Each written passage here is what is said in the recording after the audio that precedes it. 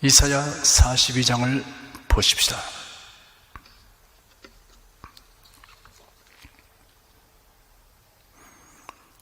1절 한 절을 다 같이 읽겠습니다. 내가 붙드는 나의 종, 내 마음에 기뻐하는 나의 택한 사람을 보라. 내가 나의 신을 그에게 주었은즉 그가 이방에 공의를 베풀리라. 이사야서 42장부터 53장까지를 여호와의 종의 노래라고 합니다. 네 부분으로 구분합니다. 첫째 편은 42장 1절에서 9절까지입니다. 둘째 편은 49장 1절부터 7절까지입니다. 셋째 편은 50장 4절부터 9절까지입니다. 넷째 편은 52장 13절부터 53장 12절까지입니다. 메시아에 대한 예언입니다. 그 중에 첫 번째 노래인 본장의 1절에서 9절까지는 여호와의 종으로 오실 메시아의 성품과 하시는 일에 관하여 기록되었습니다. 성경에서 하나님의 종 또는 여호와의 종이란 말은 여러 가지로 의미로 사용되었습니다. 첫째, 의식적이든 무의식적이든 하나님의 뜻을 수행하는 자들에 대해 성경은 하나님의 종이라고 불렀습니다. 그래야 심지어 예레미야는 범죄한 유다를 심판하시기 위한 하나님의 도구로 사용된 바벨론 왕 느부갓네살을 가리켜 하나님의 종이라고 부르기도 했습니다.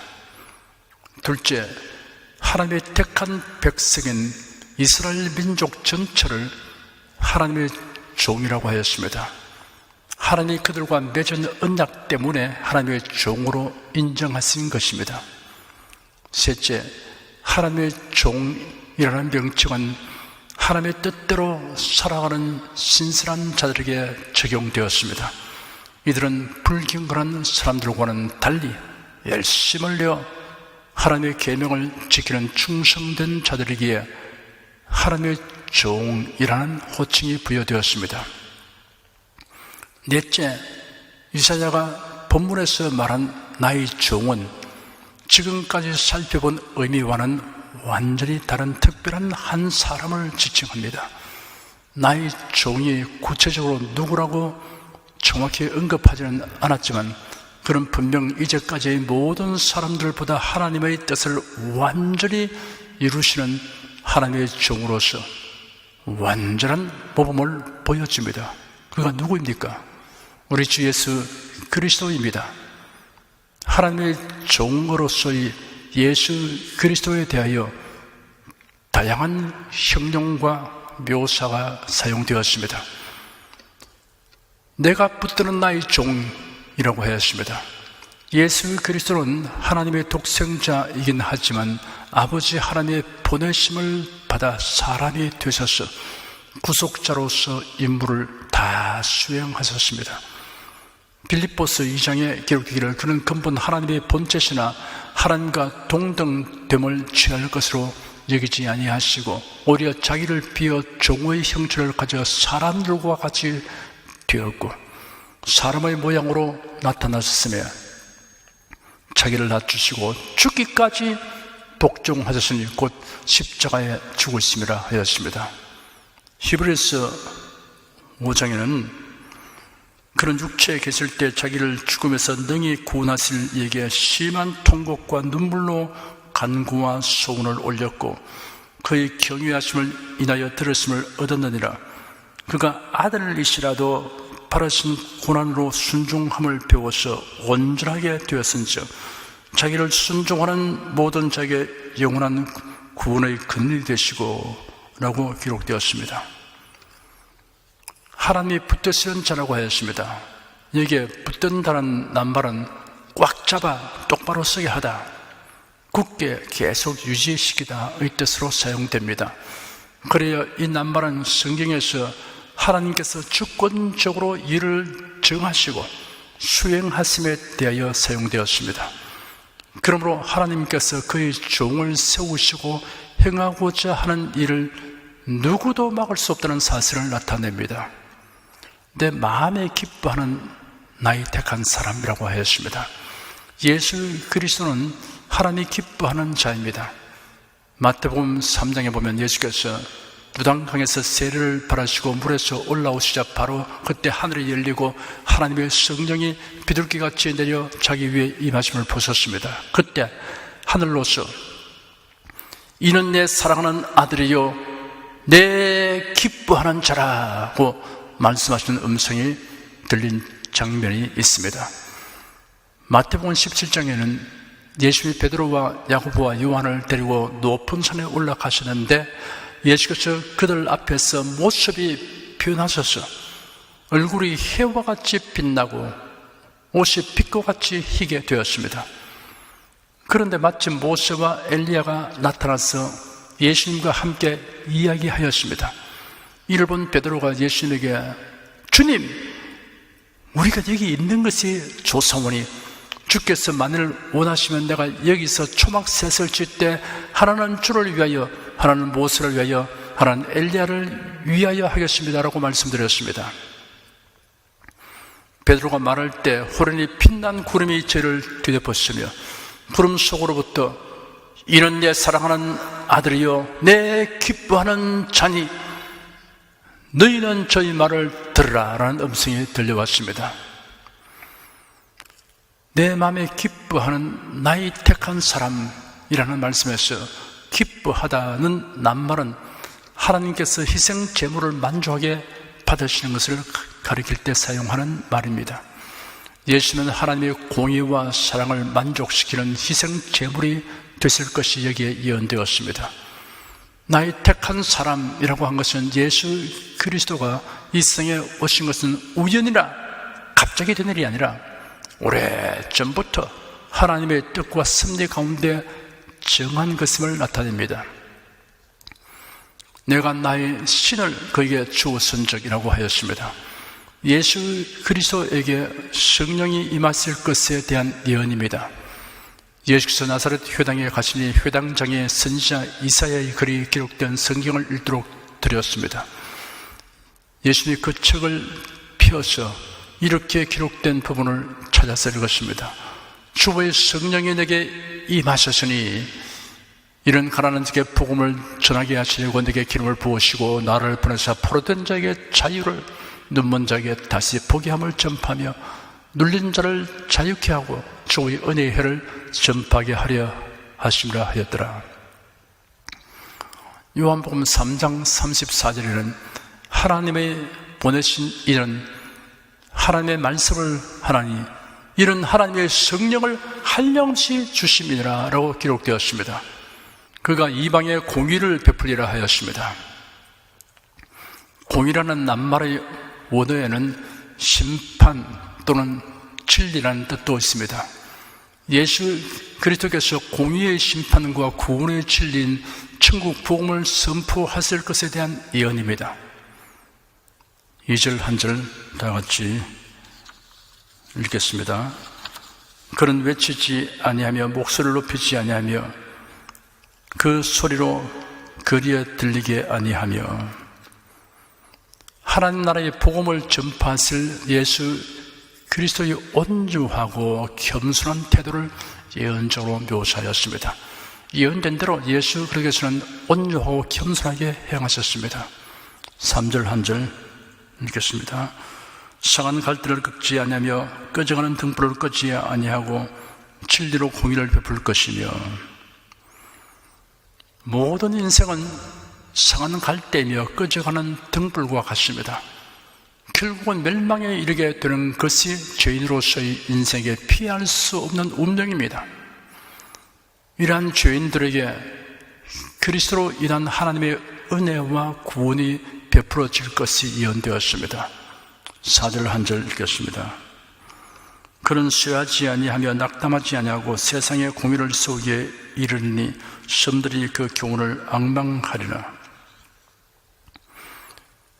그리스도께서 인류를 구속하신 일을 수행함에 있어서 많은 곤란이 있음에도 불구하고 반드시 성취하실 것에 대한 예언입니다.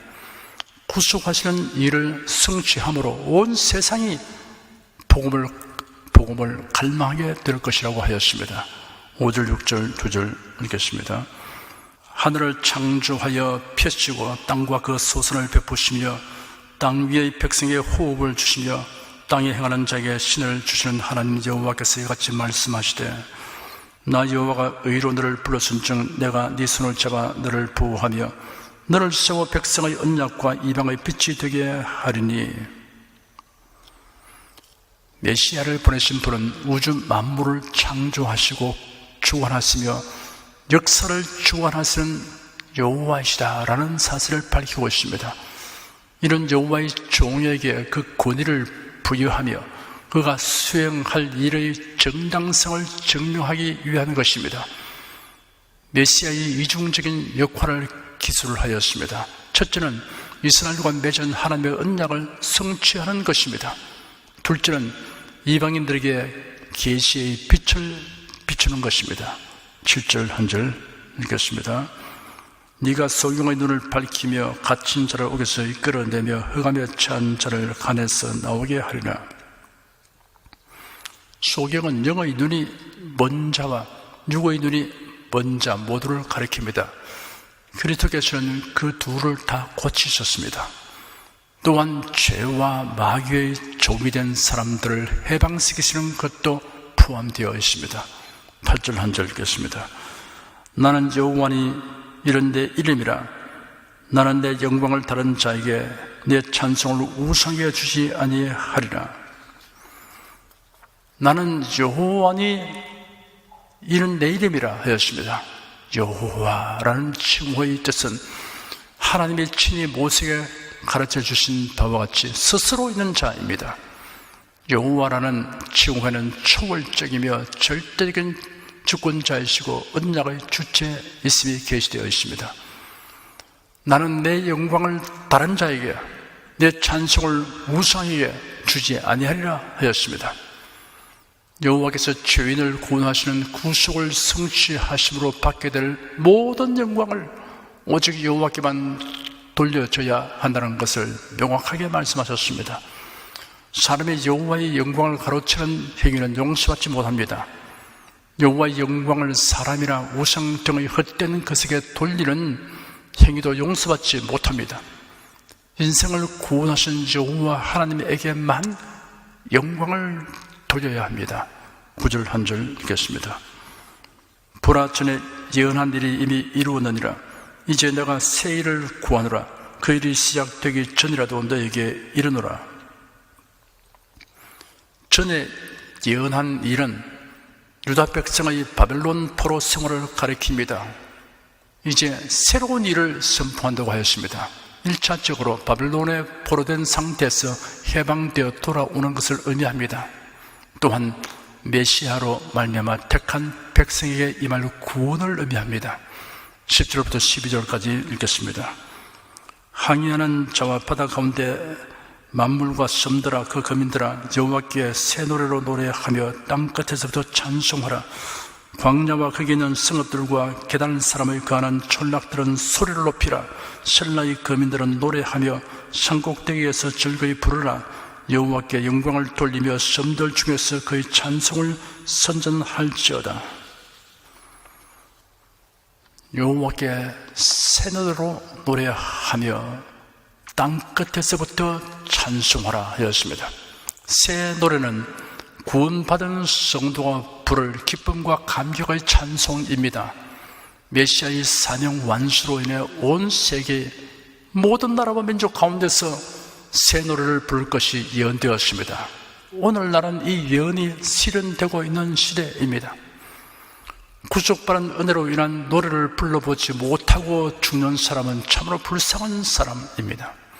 13절부터 17절까지 읽겠습니다. 여호와께서 용사같이 나갔으며 전사같이 분발하여 외쳐 크게 부르시며 그 대적을 크게 치시려다. 내가 오랫동안 고요히 하며 잠잠하여 참았으나 이제는 내가 해산한 여인같이 부르짖으리니 숨이 차서 심히 헐떡일 것이라. 내가 큰 산과 작은 산을 황목케 하며 그 추목을 마르게 하며 강들로 섬이 되게 하며 못들을 마르게 할 것이며 내가 소경을 그들의 알지 못한 길로 이끌며 그들의 알지 못한 첩경으로 인도하며 흑암으로 그 앞에 광명이 되게 하며 구분대를 곧게 할 것이라. 내가 이 일을 행하여 그들을 버리지 아니하리니 조각한 우상을 의뢰하며 부어 만든 우상을 향하여 너희는 우리의 신이라 하는 저는 물리침을 받아 크게 수치를 당하리라. 여기서 소경은 1차적으로는 죄로 인해 영안이 어두워짐으로써 하나님을 배반하였다가 징계를 받아 암흑과 같은 포로 생활을 하는 이스라엘 백성들을 상징적으로 묘사한 것입니다. 그리고 포로 생활 중에 태어난 이스라엘 백성들이 바벨론에서 해방되어 그들이 전혀 가보지 못한 땅을 통과해서 이스라엘 땅으로 귀환할 것이 예언되었습니다. 또한 궁극적으로는 죄악의 매인 인생들이 전혀 상상치 못한 신비스러운 길인 예수 그리스도의 십자가 대수로 말미암아 구원에 이르게 될 것을 예언한 것입니다. 조각한 우상을 의뢰하며 부어 만든 우상을 향하여 너희는 우리의 신이라 하는 자는 물리침을 받아 크게 수치를 당하리라 하였습니다. 우상 숭배하는 자는 누구든 예외 없이 물리침을 받습니다. 사람에게 가장 수치스러운 일은 우상을 섬기는 행위입니다. 18절부터 22절까지 읽겠습니다. 너희 기묘리들아 들으라. 너희 소경들아 밝히 보라. 소경이 누구냐? 내 종이 아니냐? 누가 나의 보내는 나의 사자같이 기묘리겠느냐? 누가 나와 친한 자같이 소경이 이기느냐? 누가 여호와의 종같이 소경이 이기느냐? 네가 많은 것을 볼지라도 유치 아니하며 귀는 밝을지라도 듣지 아니하는도다. 여호와께서 자기의 의로우심을 인하여 기쁨으로 그 교훈을 크게 하며 존귀하게 하려 하셨으나 이 백성이 도적만 하며 탈취를 당하며 다 굴속에 잡히며 옥에 갇히다. 노력을 당하되 구할 자가 없고 탈취를 당하되 도로 주라 할 자가 없도다. 눈이 있으나 보지 못하고 귀가 있어도 듣지 못하는 자는 참으로 가련합니다. 마귀가 어떤 존재이며 무슨 일을 하는지, 우상 숭배가 무엇인지, 마귀에서 비롯된 공산주의, 전체주의, 사회주의 실상을 제시하고 귀가 아프도록 일러주고도 눈을 감은 자처럼 귀를 막은 자처럼 행동하는 사람을 보면 놀라움을 금할 수 없습니다. 23절부터 25절까지 읽겠습니다. 너희 중에 누가 이 일에 귀를 기울이겠느냐? 누가 장대살을 삼가 듣겠느냐? 야곱으로 탈취를 당케 하신 자가 누구냐? 이스라엘을 도적에게 붙이신 자가 누구냐? 여호와가 아니시냐? 우리가 그에게 범죄하여도다. 백성들이 그 길로 행치 아니하며 그 율법을 순종치 아니하여도다. 그러므로 여호와께서 진노와 전쟁의 위력으로 이스라엘에게 부심해 그 사방으로 불붙듯 하나 깨닫지 못하여 몸이 타나 마음에 두지 아니하는도다. 교만과 탐욕이 눈과 귀를 가리는 원인입니다. 하나님의 말씀보다 자신의 사리 사욕을 더 중하게 여기는 사람에 대하여는 어찌할 방법이 없습니다. 역사를 통하여 하나님께서 심판하신 일을 보면서도 깨닫지 못하는 사람들이 많이 있습니다. 과거의 역사까지 볼 것 없습니다. 오늘날 교회가 피해를 입고 고통을 당해도 이런 상황을 만드는 자들 편에 서거나 변호하는 사람은 먼저 그 나라와 그 일을 구하지 않고 자신의 사역을 먼저 구하니 어찌 해볼 방법이 없습니다. 시편 49편 20절에 종기에 처하나 깨닫지 못하는 사람은 멸망하는 짐승 같다 하였습니다. 기도하였습니다. 메시아에 대해서 이사야 선지자를 통해서 계시하신 말씀을 살펴보고 있는 것을 감사합니다. 이 예언이 이미 다 이루어진 시대에 우리가 살고 있습니다. 그러므로 예수를 구세로 믿고 섬기고 사랑하고 살아간 것이 우리는 너무나 용이하게 된 것을 감사합니다. 구약시대 사람들은 멀리서 바라보고 환영했으나 우리는 이미 십자가의 대속의 구속의 일을 완성하시고 성신하시는 그리스도께서 다시 오심을 바라면서 살고 있는 시대에 살고 계시니 이런 복을 받았으니 저들이 하나님을 경외하면서도 더 탁월하게 하여 주시고 열심히 더하게 하여 주시옵소서. 그것이 당연한 것을 저들이 알게 하여 주시옵소서. 주 하나님, 하나님께서는 역사를 통해서 우리에게 많은 교훈을 주었습니다. 원수 마귀의 계획에 빠져서 우상을 섬기는 자들, 하나님을 거역하는 자들에게 대해서 하나님이 어떻게 징벌하시며 심판하신 것을 보여주었는데 사람들은 역사의 교훈을 받지를 않습니다. 하나님, 저 소련과 중공이 공산화되면서 자유가 박탈되고 인권이 완전히 유린당하고 수없이 많은 사람들이 처참하게 죽임을 당한 역사의 교훈을 보고도 깨닫지 못한 삶. 저 휴전선 이북의 북한 땅에 공산주의가 들어와서 얼마나 처참한 일이 일어났고 지금도 일어나고 있는 것을 보면서도 깨닫지 못한 사람. 고의적으로 눈을 감고 귀를 막고 있는 자와 같은 것이 아닐 수 없습니다. 주 하나님, 우리 모든 대한민국 국민들이 정신을 차리게 도와주시옵시고 역사의 교훈을 받게 해 주시옵소서. 더욱이 교회에 출석하면서도 그리스도인이라고 하면서도 사리사욕 때문에 분별을 갖지 못하고 그리고 교회가 피폐하고 교회가 위협을 당하고 교회가 존립이 위태로운 일을 당하고 있음에도 통탄하지 않고 자기에게 이익만 되면 좋다는 이런 식의 참으로 비극적인 생활을 하는 사람들이 있는데 하나님이 이들이 크게 각성하고 돌이키게 도와주셔서 온전히 되게 하여 주시기를 간절히 원합니다. 주 하나님, 하나님은 전능하시고 하나님은 약속을 신실히 이루어 주심으로 저희들이 주님께 의지하고 주의 약속을 붙들고 믿음으로 살아갑니다. 주의 약속을 붙들고서 믿고 순종하는 모든 자가 수치를 당치 않게 하시며 하나님의 기억과 주의 영광을 나타내 주심을 믿습니다. 예수 그리스도 이름으로 기도드립니다. 아멘.